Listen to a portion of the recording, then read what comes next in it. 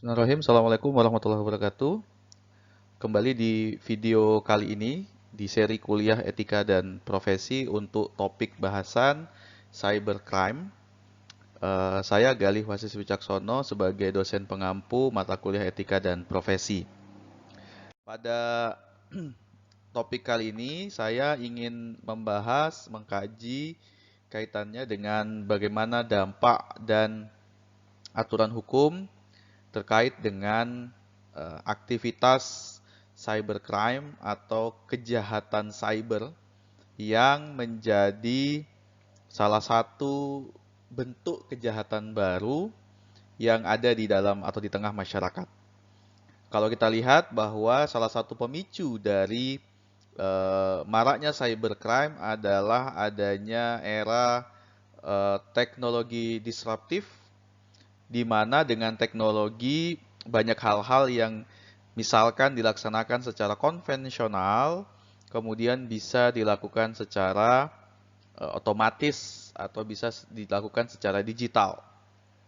Nah, aktivitas tersebut, perubahan tersebut ternyata juga membawa dampak tidak hanya pada akses atau pemanfaatan teknologi, tetapi lebih luas, yaitu terjadi perubahan secara sosial, ya. Kemudian juga secara ekonomi dan secara budaya.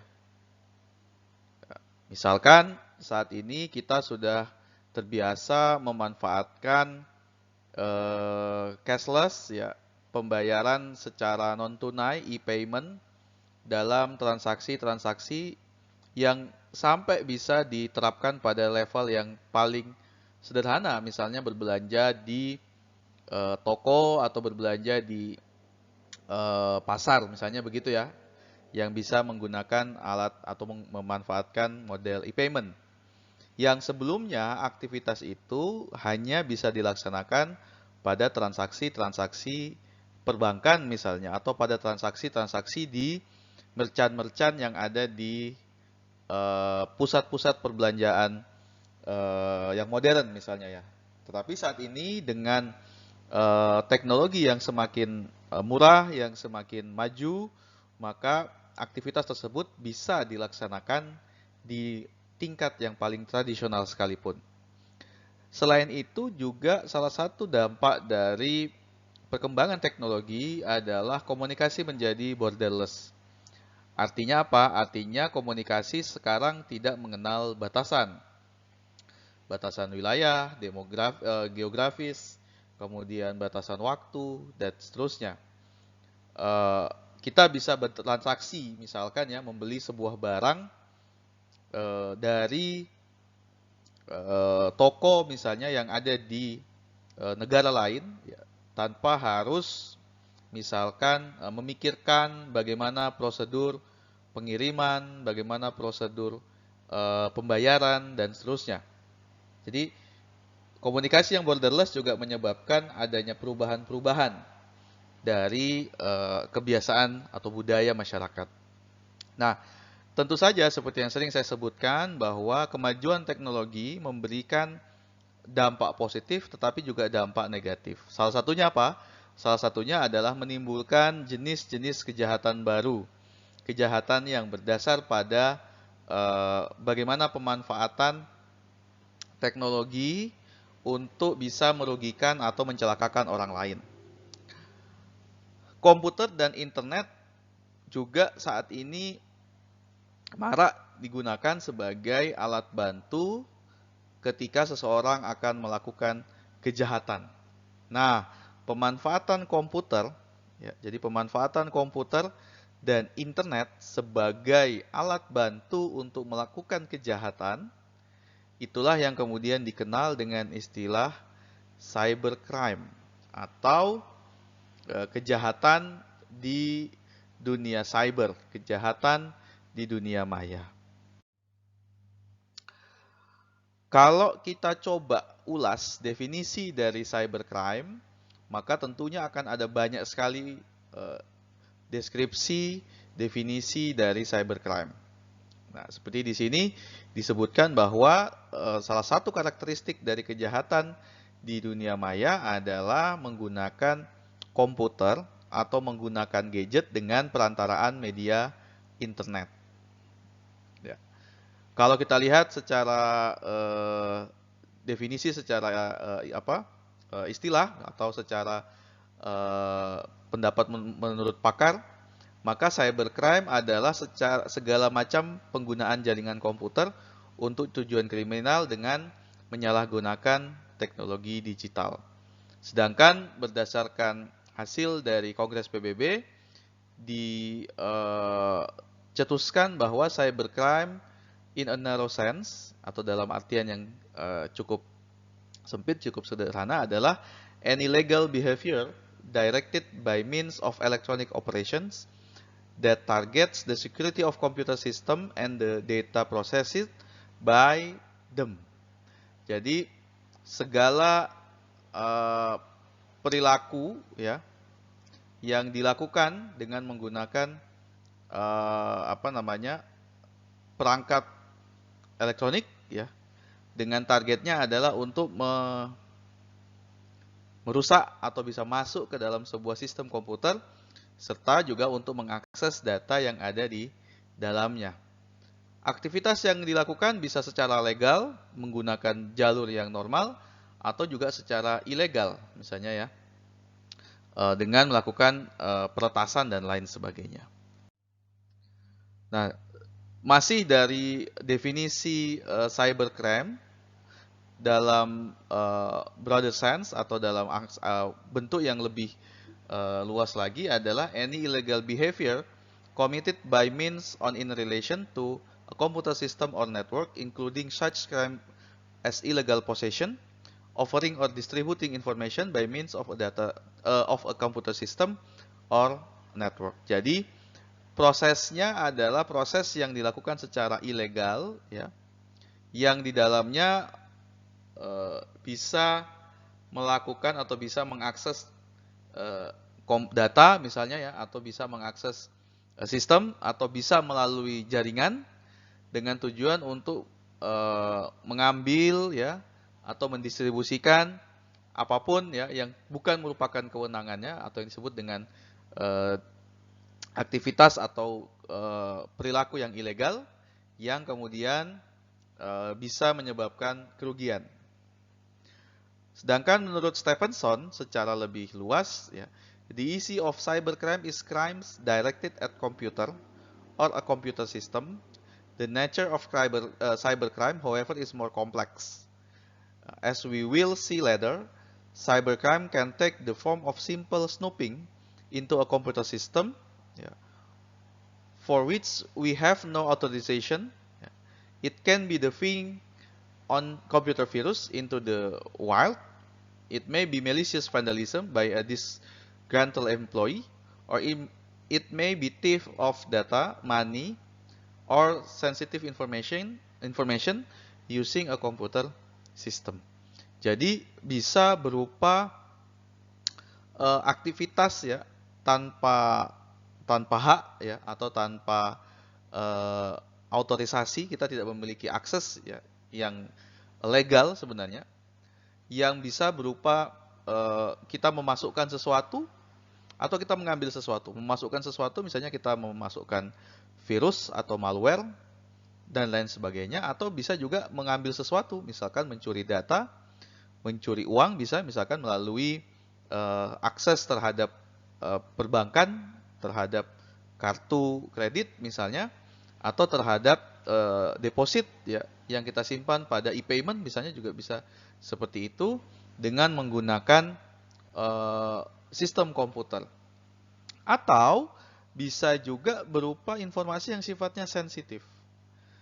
Nah, pernah terjadi termasuk di Indonesia bagaimana kemudian ada kasus ya, misalnya ada video pornografi yang tersebar disebabkan karena adanya pencurian terhadap misalnya perangkat handphone atau gadget seseorang, yang kemudian data atau informasi yang sifatnya sensitif tadi selanjutnya disebarluaskan kepada khalayak, sehingga ini menjadi bagian dari cybercrime.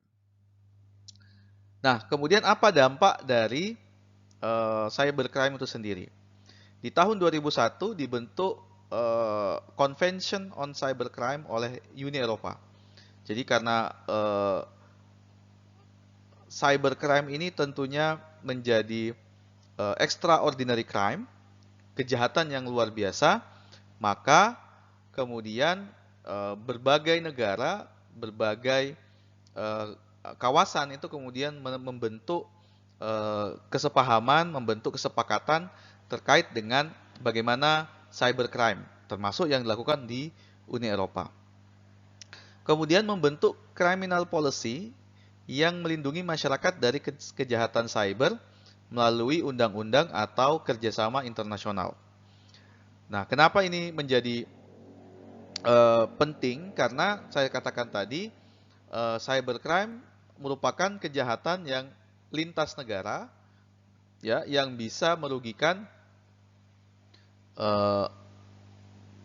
sebuah negara dengan pelaku yang berada pada negara yang berbeda. Nah, cybercrime secara umum sebenarnya merupakan kejahatan yang dilakukan secara personal, tapi juga bisa dilakukan secara kolektif atau berkelompok begitu ya. Tetapi yang jelas bahwa cybercrime dapat dilakukan dari satu tempat untuk bisa berdampak ke tempat yang lain. Misalkan ada yang dilaksanakan dari satu rumah atau satu kamar tidur bahkan ya, tapi kemudian dampaknya itu bisa dirasakan oleh sebuah negara atau suatu negara yang lain. Nah, itu yang kemudian disebut sebagai transnational crime atau kejahatan transnasional. Contohnya seperti apa? Contohnya seperti misalkan hacking atau aktivitas cracking yang dilakukan oleh orang yang tidak bertanggung jawab. Jadi ada yang sifatnya memang melakukan pengujian terhadap keamanan sistem, ada yang sifatnya melakukan perusakan terhadap keamanan sebuah sistem. Nah, Indonesia telah menetapkan undang-undang ITE ya. Jadi nanti kita akan kaji secara lebih lengkap bagaimana kemudian peran undang-undang ITE terhadap perlindungan data terhadap kasus-kasus kejahatan pada bidang cyber.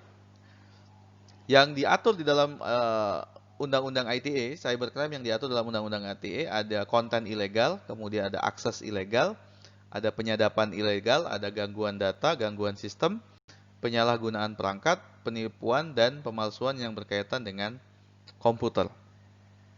Nah, coba kita ulas satu persatu ya. Misalkan pada konten ilegal, saya ambil contoh pada pasal 45 ayat 1 Undang-Undang Informasi dan Transaksi Elektronik atau ITE nomor 19 tahun 2016. Di situ disebutkan tindak pidananya adalah mendistribusikan, mentransmisikan, membuat dapat diaksesnya informasi dan atau dokumen elektronik yang melanggar kesusilaan. Apa ancaman hukumannya? Ancaman hukumannya adalah pidana penjara paling lama 6 tahun dan atau denda 1 miliar rupiah. Jadi, kalau misalkan Anda memiliki akses atau mendapatkan konten ya atau dokumen yang melanggar kesusilaan, ketika Anda mendistribusikannya, mengirimkan, membroadcast secara masif atau secara privat ke satu atau beberapa orang atau ke sebuah grup, maka Anda termasuk dalam kategori yang disebutkan pada pasal 45 ayat 1 Undang-Undang Nomor 19 Tahun 2016 dengan pidana penjara yang diancamkan paling lama 6 tahun atau denda 1 miliar. Selain itu, apalagi yang dimaksud dengan konten ilegal? Yaitu mendistribusikan atau mentransmisikan hal-hal yang terkait dengan informasi atau data atau dokumen yang memuat tentang konten perjudian. Jadi termasuk juga di dalamnya adalah konten perjudian. Yang berikutnya apa? Yang berikutnya adalah mentransmisikan, mendistribusikan yang terkait dengan apa? Terkait dengan muatan penghinaan atau pencemaran nama baik. Dendanya, ancaman hukumannya adalah pidana 4 tahun dengan denda 750, diancam pasal 45 ayat 3 Undang-Undang Nomor 19 Tahun 2016. Yang berikutnya apa? Mendistribusikan dan seterusnya terkait dengan dokumen elektronik yang memiliki muatan pemerasan atau pengancaman. Pidananya diancam 6 tahun dengan denda 1 miliar sesuai dengan pasal 45 ayat 4 Undang-Undang Nomor 19 tahun 2016. Berikutnya apa lagi? Ya, di pasal 4 ya, masih di pasal 45A ya. Di situ disebutkan bahwa menyebarkan berita bohong dan menyesatkan yang merugikan konsumen dalam transaksi elektronik. Jadi berita bohong atau mungkin klaim ya bisa juga terhadap, karena ini kaitannya dengan konsumen, misalnya terhadap sebuah produk atau dalam bertransaksi secara elektronik, maka didenda atau dipenjara dengan ancaman 6 tahun dan denda 1 miliar. Yang berikutnya apa? Pasal 45A ayat 5, yaitu menyebarkan informasi yang menimbulkan rasa kebencian dan atau permusuhan individu dan atau kelompok masyarakat tertentu berdasarkan atas sara, maka ya menebarkan kebencian tadi, hate speech tadi, itu akan diganjar dengan pidana 6 tahun paling lama atau denda 1 miliar. Yang paling terakhir dalam konten ilegal ini di pasal 45B Undang-Undang Nomor 19 tahun 2016, yaitu apa? Mengirimkan informasi elektronik dan atau dokumen elektronik yang berisi ancaman kekerasan atau menakut-nakuti yang ditujukan secara pribadi. Jadi ancaman ya, ancaman kekerasan atau menakut-nakuti pihak atau orang lain secara pribadi, maka didenda 750 juta dengan ancaman pidana penjara paling lama 4 tahun.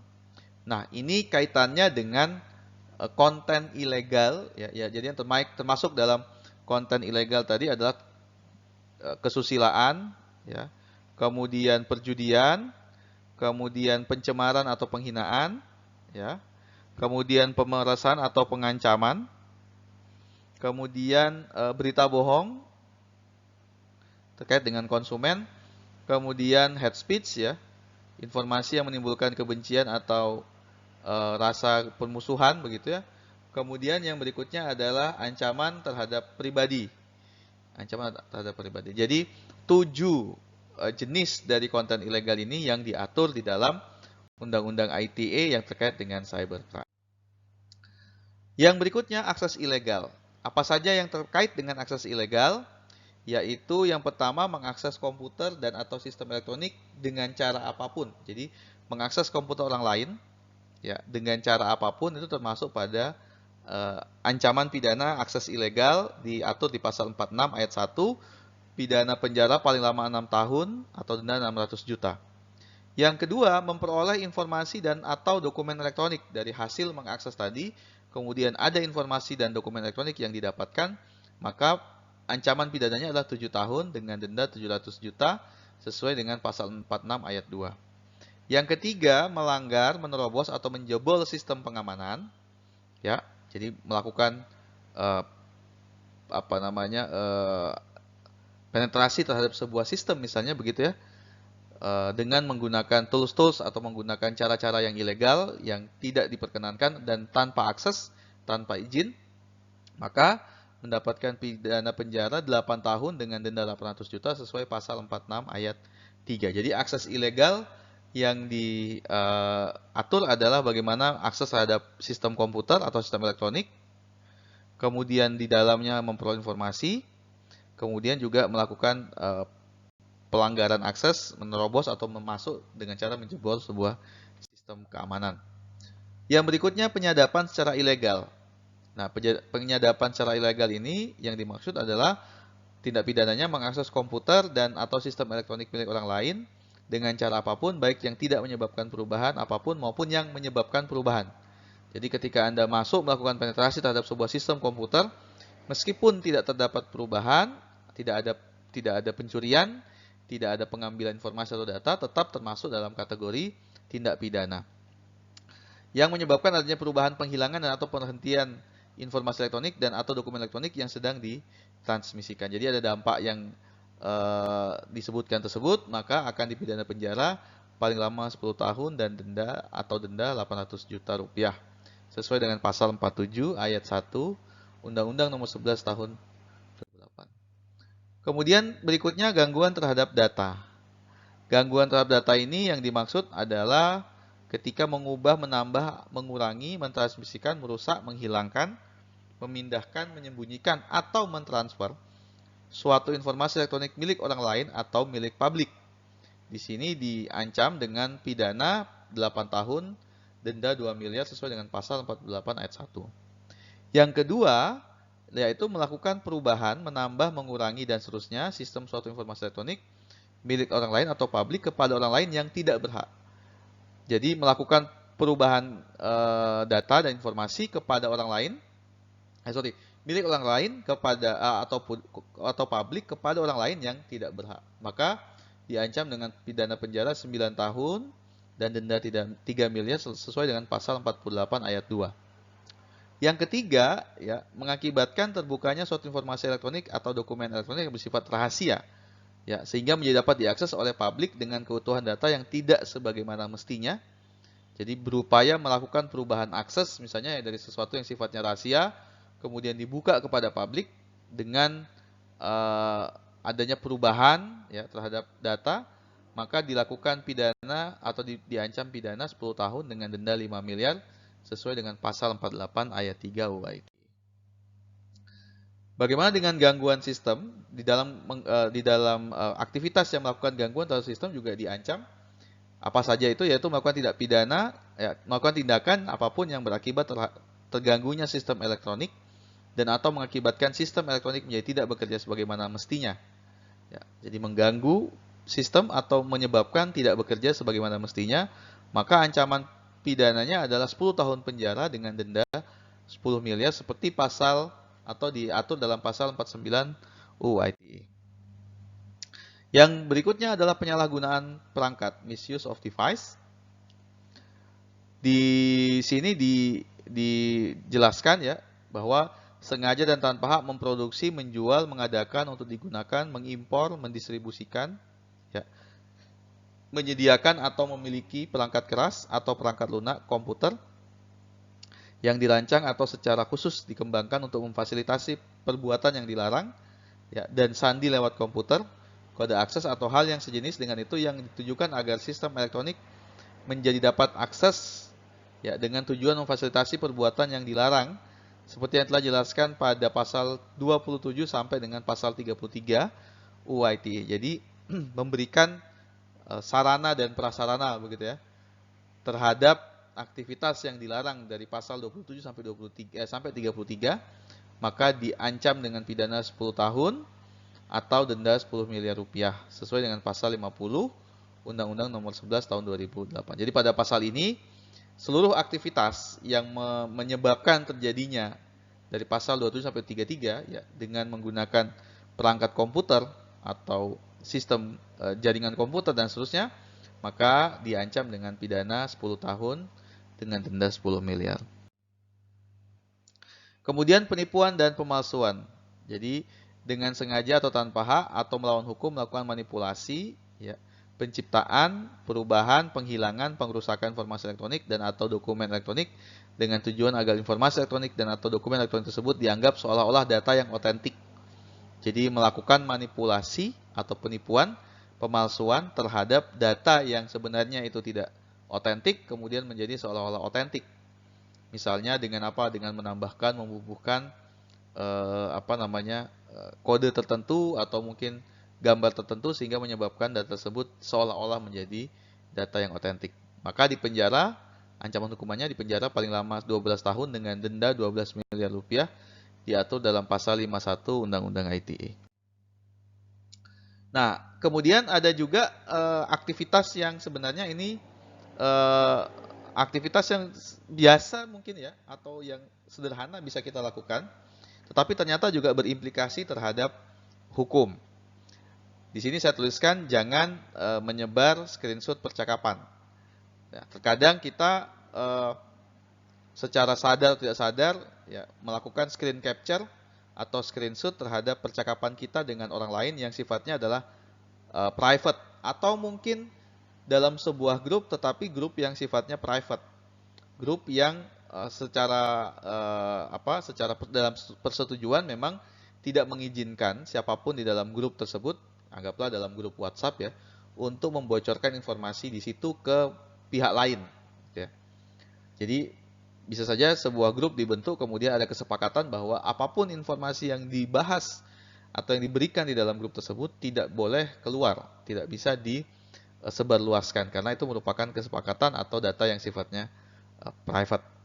Maka menyebarkan screenshot percakapan itu memiliki ancaman hukuman ya, yaitu Undang-Undang Nomor 11 Tahun 2008 yang diperbaharui UU ITE ya. Pada Undang-Undang Nomor 19 Tahun 2016 Pasal 27. Bila atau manakala screenshot yang di-share tadi atau screenshot yang disebarkan kepada publik atau disebarkan kepada orang lain itu pada ayat 1 memiliki muatan asusila ya. Pada ayat 2 memiliki muatan perjudian, pada ayat 3 memiliki muatan penghinaan atau pencemaran nama baik, dan pada ayat 4 memiliki muatan pemerasan atau pengancaman. Nah, ini nantinya akan dipidana penjara paling lama 6 tahun atau dengan denda 1 miliar sesuai dengan pasal 45 UU ITE. Jadi, jangan sekali-kali melakukan